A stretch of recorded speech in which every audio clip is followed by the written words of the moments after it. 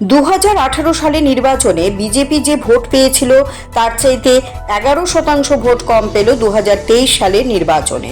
2024 সালে মোদি বলেছিলেন 400 পার, কিন্তু এককভাবে সরকারি গঠন করতে পারলেন না। কথাগুলো বলেছেন সিটুর রাজ্য সম্পাদক প্রাক্তন সাংসদ শঙ্কর প্রসাদ দত্ত। ত্রিপুরা নবম রাজ্য সম্মেলন অনুষ্ঠিত হয় রবিবার মেলার মাঠ স্থিত সিপিএম এর সদর মহকুমা অফিসে।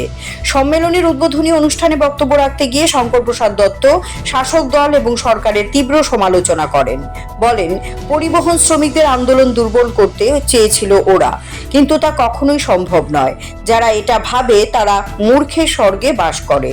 রাজ্যে গণতান্ত্রিক আন্দোলন সুদৃঢ় করতে পরিবহন শ্রমিকদের বিরাট ভূমিকা রয়েছে বলে দাবি করেন তিনি।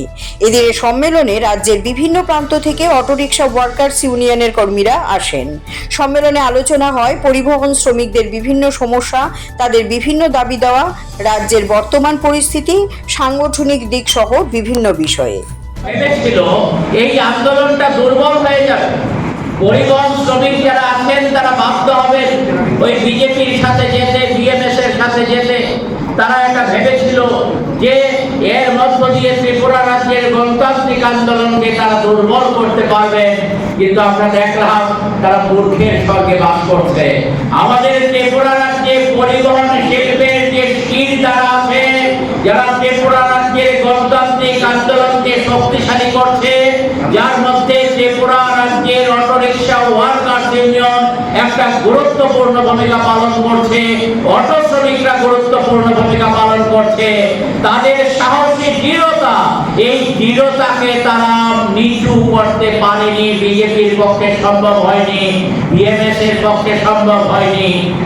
আমাদের লক্ষ্য করলাম আমরা সেখানে সারা রাজ্যে আজকে একের পর এক অটো শ্রমিকরা সিআইটিউর অন্তর্ভুক্ত ত্রিপুরা অটোরিকশা ওয়ার্কার্স ইউনিয়নের সভ্যপদ নেওয়ার জন্য নিজেরা স্বতঃপ্রণোদিতভাবে এগিয়ে আসছেন।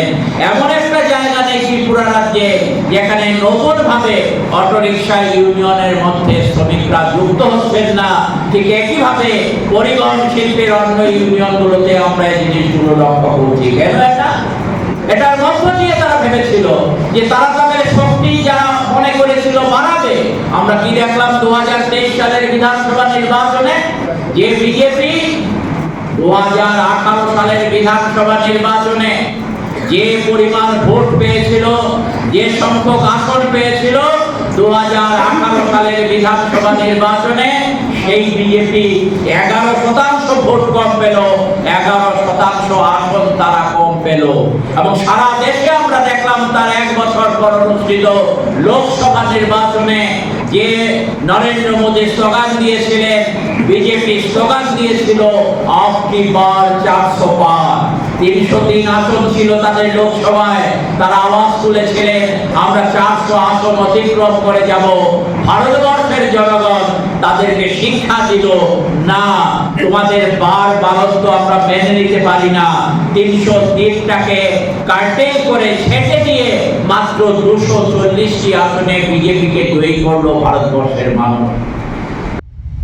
Siri TV, channel for news and entertainment.